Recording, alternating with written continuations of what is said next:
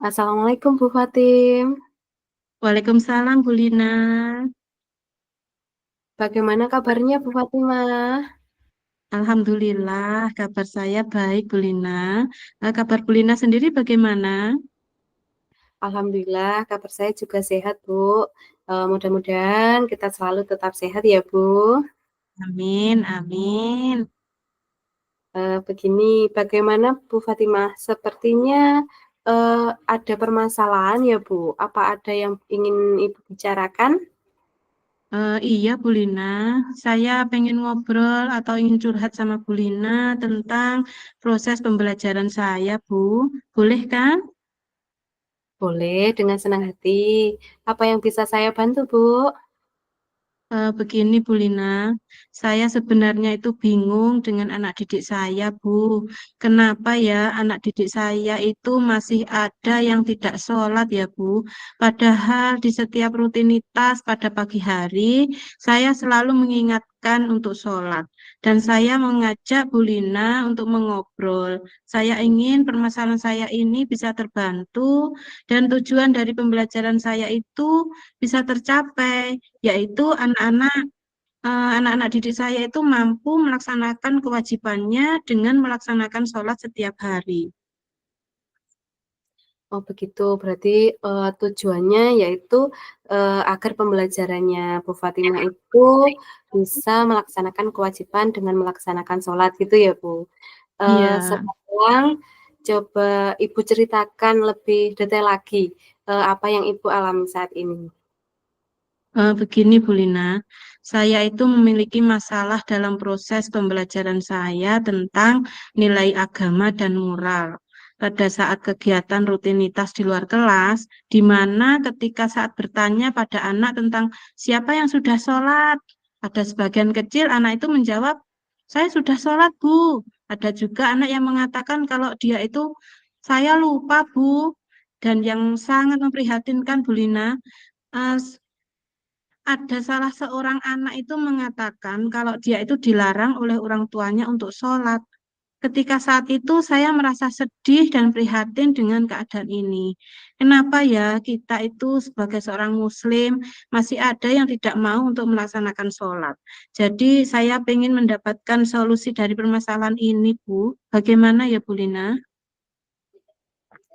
Oh seperti itu, berarti dari pembelajaran yang sudah Bu Fatim lakukan, dari skala 1 sampai 10, di mana nih posisi Bu Fatim sekarang dalam pencapaian tujuan Bu Fatim? Saya masih merasa berada pada posisi level 6, Bu, karena belum maksimal dalam metode pembelajaran saya dan masih belum maksimal dengan adanya pembiasaan-pembiasaan baik yang saya lakukan, sehingga saya perlu memprogramkan tujuan saya dalam proses pembelajaran saya, sehingga saya bisa mencapai level 10 dengan baik. Oh iya, bagus sekali Bu. Nah, eee, mungkin pastinya ada hambatan ya Bu. Hambatan apa ya kira-kira yang menyebabkan Bu Fatimah belum bisa menjalankan pembelajaran itu dengan baik? Dengan mendengar dari cerita anak tadi yang tidak boleh sholat dari orang tuanya itu, hambatan yang saya alami itu kurangnya dukungan Bu dari wali murid tentunya, dan kurangnya minat dari anak-anak tersebut. Oh, jadi eh, dari sini saya bisa menangkap permasalahan yang Ibu hadapi, yaitu ada anak yang lupa untuk sholat dan ada juga yang orang tuanya itu melarang anaknya untuk sholat. Jadi ini menjadi permasalahan di dalam proses pembelajaran Ibu tentang nilai agama dan moral. Begitukah, Bu? Iya, Bu Lina, karena menurut saya sholat itu sangat penting bagi anak sejak dini, karena bagaimanapun sholat itu penting dan menjadi kewajiban sebagai umat Islam. Jadi harus dipupuk dari kecil sehingga anak-anak itu bisa melaksanakan sholatnya dengan hati yang ikhlas, tanpa ada paksaan. Seperti itu, Bu. Ya, memang betul sekali, Ibu. Nah, dari permasalahan yang Ibu hadapi ini, apa rencana yang akan Bu Fatimah lakukan selanjutnya? Rencana yang akan saya lakukan, saya akan melakukan perbaikan dalam proses pembelajaran saya, agar pembelajaran saya itu menjadi lebih baik ke depannya dan anak-anak mau melaksanakan kewajibannya sebagai seorang Muslim tanpa ada paksaan. Benar sekali, Bu. Jadi menurut Ibu sendiri nih, bagaimana ya cara untuk mencapai nilai agama dan moral dengan baik agar anak tersebut itu mau untuk sholat dan orang tuanya itu juga mendukung bahwa sholat itu merupakan program pembelajaran di sekolah. Jadi kalau menurut saya untuk mencapai nilai agama dan moral anak itu lebih baik, mungkin kita mulai dengan kita mengajarkan anak ini belajar berwudu. Karena tanpa wudu, sholat itu tidak bisa menjadi sah dan juga harus benar wudunya. Kemudian gerakan sholat juga harus dipelajari dan dipraktekkan. Dan bacaan sholat. Di sekolah juga akan memprogramkan kegiatan sholat duha setiap hari dan sholat duha berjamaah sebagai pembiasaan-pembiasaan yang baik. Sedangkan untuk orang tuanya yang melarang anaknya itu, mungkin kita akan mengadakan parenting terhadap orang tua dengan mengundang orang yang ahli dalam agama. Misalnya Ustadz di daerah sekolah saya, Bu, mungkin Mungkin begitu ya, Bu.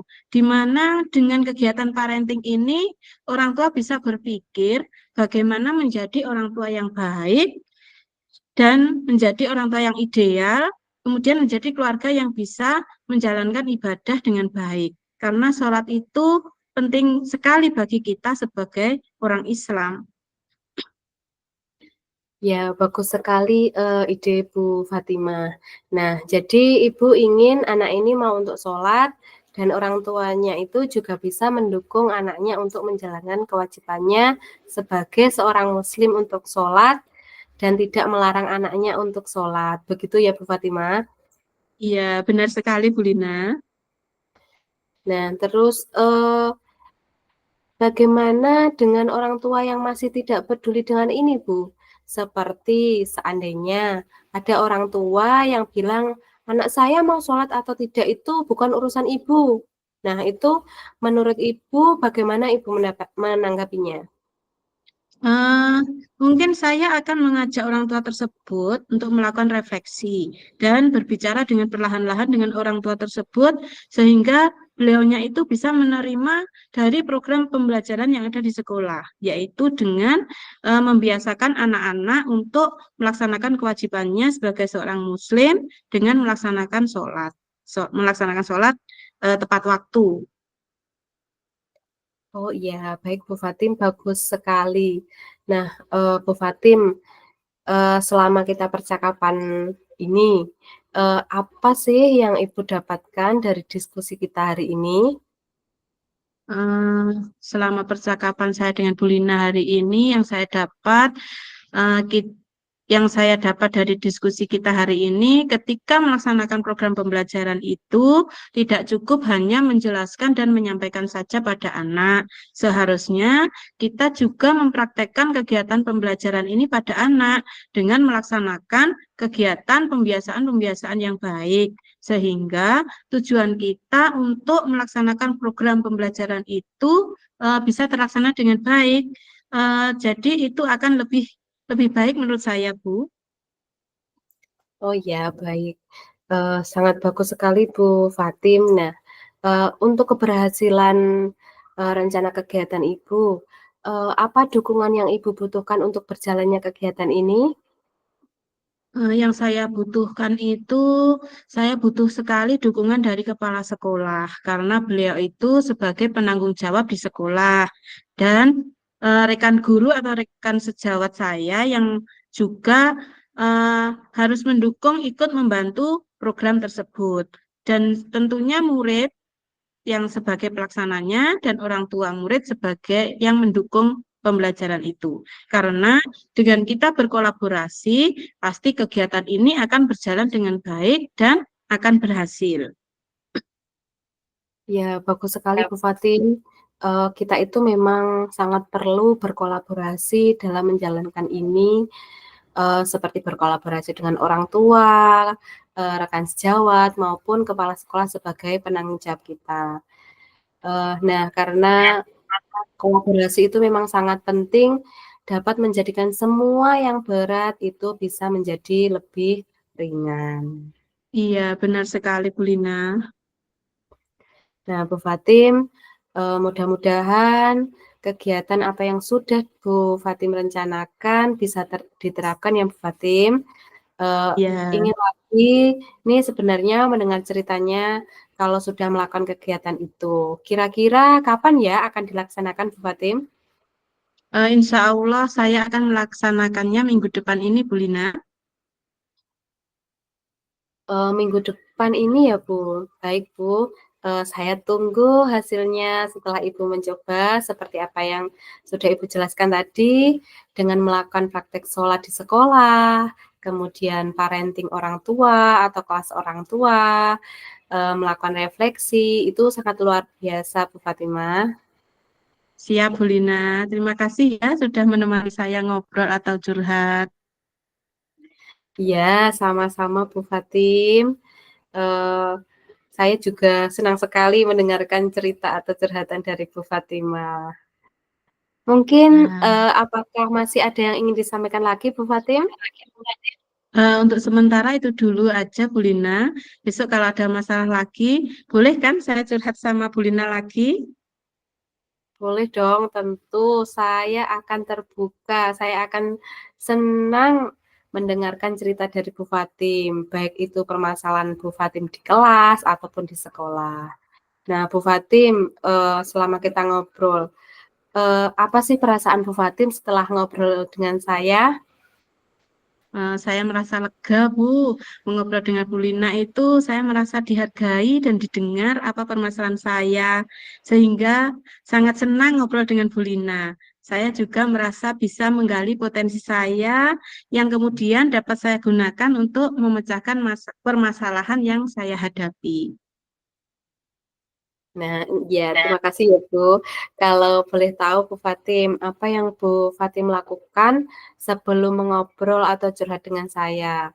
Dan juga mengapa Bu Fatim itu memilih ngobrol dengan saya? Kok bukan dengan teman yang lain kan? Tidak hanya saya saja gitu Bu. Iya, Bu Lina. Sebelum saya ngobrol dengan Bu Lina, yang saya lakukan itu saya perlu sedikit merelakan diri saya supaya ketika saya ngobrol dengan Bu Lina itu saya bisa fokus pada tujuan saya untuk mencurahkan permasalahan yang saya hadapi. Dan saya memilih Bu Lina karena saya percaya Bu Lina bisa menjaga kerahasiaan dari permasalahan yang saya hadapi. Terima kasih Bu Lina sudah meluangkan waktu dengan saya bersedia mendengarkan permasalahan yang saya hadapi. Sama-sama Bu Fatimah, siap-siap. Kalau memang Bu Fatimah itu ada permasalahan, jangan sungkan-sungkan ya Bu untuk cerita kepada saya.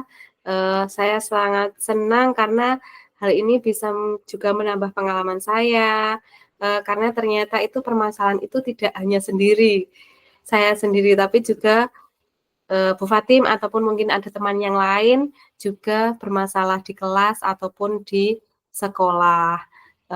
Bu Fatim, Eh, semoga kita semua itu diberikan kelancaran dalam melaksanakan kegiatan dan program yang sudah Bu Amin. Fatih eh, siapkan. Mungkin kalau sudah tidak ada lagi yang bisa Bu Fatim ingin ceritakan, saya undur diri dulu ya Bu. Sampai ketemu lagi Bu Fatim. Assalamualaikum. Terima kasih, Bu Lina. Waalaikumsalam.